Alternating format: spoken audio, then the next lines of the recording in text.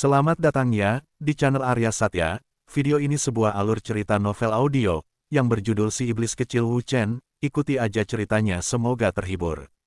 Terima kasih. Bab 133. Senior, sudah jelas Yinger monster iblis tingkat 3.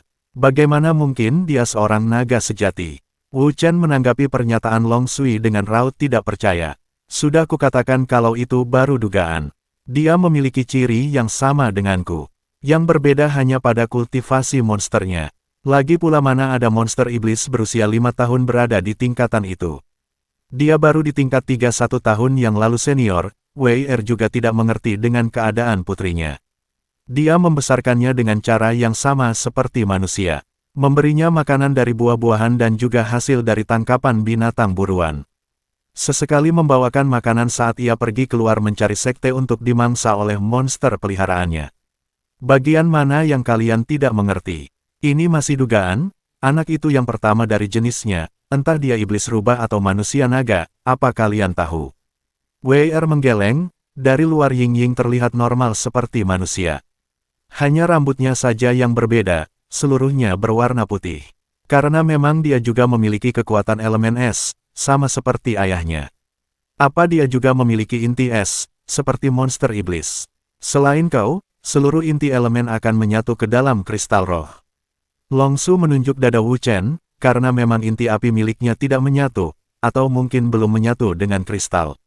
Karena dia mendapatkannya dengan metode penyerapan seperti yang dilakukan oleh para alkemis, hanya saja dia menyerapnya sekaligus dalam satu waktu. Semua terdiam, mereka sudah mengetahui itu. Ciri-ciri Ying Ying memang lebih mendekati ciri seekor monster naga. Meski penjelasan Long Sui tidak masuk akal, tapi mereka tidak bisa membantahnya. Sejauh ini Wei baru mengetahui tentang naga sejati dari Wu Chen yang menceritakan tentang Long Hu dan Long Ming. Dia dan naga lain selama ini hanya tahu tentang bertransformasi menjadi manusia sejati. Mulian memecah keheningan, maaf senior, jika benar Ying Ying adalah naga sejati. Apa dia bisa bertransformasi menjadi sosok lain? Mungkin, bisa saja berubah menjadi rubah naga, atau tetap dengan bentuk manusianya, yaitu manusia naga. Ada banyak kemungkinan, karena dia yang pertama dari jenisnya. Dalam diskusi panjang mengenai keadaan unik Ying Ying, terdengar suara pertengkaran antara Cheng Jun dan yang lain. Tidak bisa, satu kristal roh naga milikku. Putrimu sudah berjanji menyerahkannya asal aku membantu mengalahkan mereka. Kau kira kau siapa? Kau hanya orang lemah yang mengandalkan kristal roh monster. Aku yakin kau tidak menyerap kedua kristal roh di tubuhmu itu karena takut tidak akan mendapat peningkatan karena hanya akan membuang sumber daya berharga. Ong Sen menunjuk Cheng Jun dengan ekspresi merendahkan. Dia merasa kalau Cheng Jun tidak pantas berkumpul bersama mereka para abadi. Kau bahkan bukan kultivator berbakat, tapi berani bertindak lancang di depan kami, ucap abadi lain yang juga tidak senang karena Cheng Jun bersikeras mengambil kristal roh naga yang merupakan sumber daya paling berharga. Mulian dengan suara anggun akhirnya berbicara, tidak ada yang akan memiliki kedua naga, apalagi kristal rohnya. Apa? Seru mereka semua tidak terima dengan pernyataan putrimu. Apa maksudmu putri? Kau sudah berjanji padaku. Cheng Jun benar-benar marah merasa Mulian sudah melakukan tindakan tercela dengan mengingkari perkataannya. Kalian semua tenanglah, dengarkan dulu penjelasan putrimu. Wu Chen berdiri di sebelah Mulian seraya menggendong Ying Ying. Akhirnya semua orang berhenti berdebat untuk mendengar penjelasan Mulian. Walau wajah mereka tetap memperlihatkan ketidaksenangan, kalian sudah mengetahui tentang rubah naga yang kita hadapi sebelumnya bukan? Dia ada di sini. Akhirnya semua mengetahui kalau Wei lah yang kini berada di tubuh Yu Yang. Bagaimanapun tidak mungkin menyembunyikan jati dirinya. Pada saatnya orang-orang akan tahu pada saat ia bertarung. Wei mengeluarkan tubuhnya yang sudah mati dan memperlihatkannya ke hadapan orang-orang. Mendengar dia ikut membantu mengusir Fang Fan, serta dalam hubungannya dengan Pangeran Ying, semua orang memisahkan diri berdiskusi. Cukup lama mereka mengambil keputusan tentang Wei dengan Kaisar Si yang jadi penengah. Kaisar Si jelas takut Wei tidak akan bersedia membantu menyegel rakyatnya jika dia tidak berpihak. Lagi pula dia adalah wanita calon Kaisar Ying, yang artinya, mereka tidak hanya berhadapan dengan Wei tapi juga seluruh kekaisaran Ying itu sendiri. Belum lagi ada sosok Long Sui dan temannya di pihak pangeran, mereka terpaksa menerima Wei Er berada dalam barisan sekutu. Pangeran Ying, asal kau menjamin keberadaannya tidak akan menimbulkan masalah, kami bersedia menerimanya sebagai sekutu. Aku yang akan bertanggung jawab untuknya, kalian bisa pegang kata-kataku, jawab Wu Chen dengan meyakinkan. Karena masalah ini sudah selesai, mari kita bahas masalah selanjutnya. Wu Chen meminta Wei Er memperlihatkan kristal dunia pada semua orang. Inilah kristal dunia, salah satu tempat pelatihan terbaik di dunia. Mulian menjelaskan tentang benda yang ada di tangan Wei Er. Tapi hanya bisa digunakan untuk mencapai ranah abadi puncak dalam 100 tahun jika ada di sini. Jika di benua kekacauan, setidaknya butuh waktu lebih sedikit, karena Qi di sana jauh lebih pekat. Cheng Jun, aku memang tidak bisa menepati janjiku untuk menyerahkan kristal roh padamu, tapi kristal dunia sudah kehabisan Qi saat kami berlatih sebelumnya. Aku dan Nona Wei akan berusaha memperbaharui dan menggabungkan kristal dunia dan juga dunia kehampaan milik Kekaisaran Ying. Tapi kita membutuhkan kristal roh dan tubuh naga untuk melakukannya, karena kita tidak memiliki kerangka kultivator dewa untuk membuat kristal dunia. Kita terpaksa menggunakan jasad raja surgawi untuk membangun ulang kristal dunia dan dunia kehampaan. Lagi pula saat ini aku hanya memiliki sebelah mata peri. Mulian terlihat menyesal kehilangan satu mata yang disebut mata dewi oleh Fang Fan. Meski di dalam kristal dunia terdapat makam para dewa, Mulian tidak ingin mengganggu jiwa-jiwa yang pasti akan menolak makam mereka dinodai. Semua abadi puncak saling pandang, apa artinya? Itu semua bagi mereka yang sudah mencapai ranah puncak abadi. Itu hanya akan berguna bagi orang-orang seperti Kaisar Si dan Kaisar Mu, serta para jenderal yang ada bersama mereka. Dengan bantuan kalian, kita akan membuat kristal dunia yang bisa menampung 100 orang sekaligus. Bukan hanya mencapai abadi tahap puncak, tapi bagi yang beruntung dan sudah mencapai ranah puncak abadi, mungkin akan menerobos ke ranah Raja Surgawi. Saat Mulian berhenti berbicara, semua orang termangu. Mereka yang sebelumnya skeptis langsung berbinar memasang wajah antusias. Cheng Jun, kita juga membutuhkan kristal roh milikmu. Kau pasti sudah mempersiapkan diri mengembalikan bentuk tubuhmu jika berhasil mencapai tingkatan yang lebih tinggi, bukan? Kali ini Wu Chen yang berbicara pada Cheng Jun. Dia tampak ragu-ragu awalnya, tapi setelah berada di dalam kristal dunia saat menyembuhkan diri, dia memahami keistimewaan tempat itu. Dia mulai mengangguk membenarkan ucapan Wu Chen. Ya, aku masih menyimpan lengan kiriku. Wei Er berbicara untuk menghilangkan keraguan.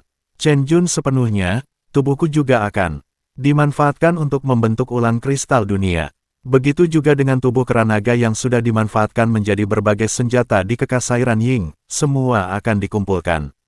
Kekaisaranku akan menyumbangkan kristal roh monster, ucap Kaisar Si yang paling bersemangat. Sedangkan para jenderal dari kekaisaran lain belum bisa membuat keputusan. Mereka harus melapor lebih dulu pada kaisar masing-masing.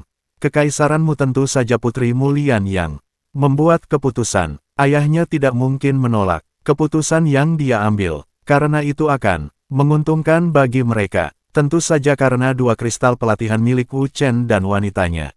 Akhirnya diputuskan kalau akan diadakan pertemuan ulang dengan seluruh kekaisaran di Jingyin. Suqian maju mewakili Wu Chen, tunggu surat dari kami, segera setelah Kekaisaran Ying pulih. Sepenuhnya, kami akan menyampaikan waktu dan tempatnya pada setiap kekaisaran, sementara yang lain bertugas mencari jasad raja surgawi yang berhasil dikalahkan. Wu Chen menyegel seluruh kota Guanze dengan bantuan Wei Er dan Mulian. Kota itu membeku sepenuhnya. Kuharap kalian bertahan hingga kami datang menyelamatkan kalian semua, ucap Kaisar Si. Mereka semua berpisah membubarkan diri kembali ke kekaisaran masing-masing untuk menyampaikan berita baik, juga mengenai dua naga yang menjadi penjaga dunia. Meski beberapa abadi menawarkan diri untuk membantu, Long Sui menolaknya. Seorang abadi tidak akan berguna menghadapi sesuatu yang mereka hadapi, karena kapal layar yang mereka tumpangi sudah hancur, terpaksa mencari kapal layar dagang ke tujuan masing-masing, atau memilih terbang jika sangat ingin bergegas karena kapal dagang memiliki waktu keberangkatan. Kaisar Si yang juga masih ada di sana mendekati Wu Chen. Pangeran, aku memiliki putra dan putri. Kalau kau berminat menambah wanita lagi, aku tidak keberatan putriku menjadi salah satu. Selirmu. Wu Chen garuk-garuk kepala. Dia bersyukur Mulian tidak di dekatnya mendengar perkataan Kasiarsi. Terima kasih Kaisar, aku masih berusaha meyakinkan diri untuk duduk di singgasana Ying. Kita bahas lain kali saja, ucap Wu Chen sedikit tersipu malu dan tidak membuat Kaisar Si merasa ditolak mentah-mentah. Lagi pula dia masih sedikit minder dengan tubuhnya yang masih memiliki sayap. Belum sepenuhnya seperti manusia normal. Kalau Pangeran Ying tertarik, datang saja untuk meminang putriku. Kami pasti akan menerima niat baikmu. Lagi pula kedua kekaisaran tidak pernah berselisih paham sejak lama. Putri kekaisaran Si juga sudah pernah menjadi istri atau selir dari kekaisaran Ying sebelumnya. Wu Chen mengangguk seraya menggaruk kepalanya yang tidak gatal. Kaisar ternyata lebih gigih dari yang dia pikirkan, orang ini tampaknya sangat cerdik memanfaatkan keadaan, batin Wu Chen tidak berdaya. Dia merasa semakin banyak wanita akan semakin sulit hidup ke depannya. Apa yang kau lakukan? Suara teriakan Long Hu membuat telinga Wu Chen sakit. Dia ternyata sudah diikat oleh Long Sui untuk dibawa pergi bersamanya. Sedangkan Yuan Shu, terlihat patuh mengikuti perintah Wei Er. Padahal dia tidak disegel dengan perjanjian budak. Long Sui sebelum pergi berbicara, aku akan datang saat senggang untuk melihat dan melatih putrimu. Dengan adanya mereka berdua, setidaknya kami bisa bergantian keluar dari lautan. Aku sesekali akan mengunjungi kalian. Long Hu, kau harus patuh pada kedua senior. Mulut Long Hu langsung dibekap oleh Long Sui karena mengaum keras. Macan itu merasa Wu Chen sangat tidak adil padanya. Kaisar Si akhirnya juga pamit pergi bersama orang-orangnya. Kuharap pangeran memikirkan tawaranku, ucapnya setelah memberi hormat. Kening Mulian berkertu dan menanyakan maksud Kaisar pada Wu Chen. Bukan apa-apa, hanya kerjasama antar kekaisaran, jawab Wu sedikit gelisah. Gelagatnya membuatnya mendapat tatapan tajam. Dari Mulian, Wu Chen berusaha mengalihkan pembicaraan. Kurasa aku harus mencari cara menyatukan inti api ke dalam kristal roh. Dia sedikit beruntung Ying Ying datang memeluk dan mengajaknya bermain. Jika tidak Mulian pasti bisa menebak niat Kaisar Si. Kakak Chen, aku belum bisa ikut denganmu ke Ying. Aku harus melaporkan semua pada ayahku. Dan juga, Mulian menatap Chung Li dan Si Lian yang tampak malu-malu.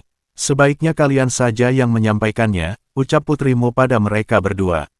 Iblis kecil, kami tahu kau akan sibuk beberapa waktu ke depan, tapi kuharap kau bisa menyempatkan diri ke kota Yinzuan. Kami akan melangsungkan pernikahan. Wu Chen tersenyum lebar mendengar berita baik dari dua sahabatnya. Dia merangkul Chung Li erat-erat. Apa yang kau katakan? Meski langit runtuh, aku pasti akan menyempatkan diri datang ke pernikahan kalian. Dengan bantuan Wu Chen, Mulian dan dua sahabatnya dikirim langsung melalui teknik teleportasi. Tapi karena Wu Chen dan Wei Er belum pernah ke ibu kota, mereka hanya bisa mengirimnya ke kota Sihe, kota tempat Wu Chen dulunya berburu murid pedang emas. Karena Sihe yang terdekat dengan ibu kota, kekaisaranmu yang pernah Wu Chen singgahi. Setelahnya Wu Chen mengirim Patriark Su dan Su Long pulang, kalian kembalilah lebih dulu. Aku akan terbang bersama Yinger dan Wei Er. Baik pangeran, kami akan mempersiapkan semua sebelum pangeran kembali, balas Su Qian dan Su Long. Mereka berdua langsung dikirim ke kota Jingyin oleh Wu Chen. Bab 134. Wu Chen tampak kebingungan saat putrinya Ying Ying meminta untuk diajak melihat keramaian kota. Dia merasa iba mendengar putrinya belum pernah diajak oleh ibunya keluar dari pegunungan. Dia tidak peduli akan menjadi pusat perhatian karena rambut dan sayap di punggungnya. Tapi dia tidak ingin putrinya menjadi bahan ejekan karena penampilannya berbeda. Tidak perlu khawatir, aku akan membuat ilusi agar kalian terlihat seperti manusia lain, ucap Wei Er yang mengerti kegelisahan Wu Chen. Terima kasih adik Er, balas Wu Chen terlihat canggung. Bagaimanapun usia mereka terpaut terlalu jauh. Ucapan lembutnya justru mendapat tanggapan tidak menyenangkan dari Wei Er. Jangan memanggilku seperti itu. Aku tidak terbiasa. Kau bisa melakukannya saat sudah resmi menikahiku. Wu Chen garuk-garuk kepala. Dia tidak pernah bisa memahami pola pikir Wei Er. Mungkin karena dia bukan sepenuhnya manusia, pikir Wu Chen. Berusaha berpikir positif. Akhirnya setelah melihat satu kota mereka memutuskan untuk berjalan kaki. Ying Ying dengan jalan berjingkat-jingkat menggandeng lengan kedua orang tuanya. Wu Chen sedikit khawatir saat memasuki gerbang kota. Dia memandangi putrinya yang terlihat berbinar melihat keramaian. Ayah, aku ingin makan makanan seperti yang dibuatkan oleh Paman Li. Tenanglah, ada banyak makanan dan buah-buahan yang bisa kau beli di kota. Mereka berkeliling seharian. Terkadang orang-orang menatap aneh melihat Ying. Ying yang selalu bertanya seperti belum pernah melihat kota sebelumnya, tapi karena dia masih kecil, tidak ada yang terlalu peduli. Berkat WR dalam pandangan penduduk saat ini, ayah dan anak itu terlihat seperti manusia normal berambut hitam dan tanpa sayap di punggung Wu Chen. Lihat pasangan itu, mereka sangat serasi. Wajar saja anak mereka sangat cantik, aku jadi iri melihat keluarga itu.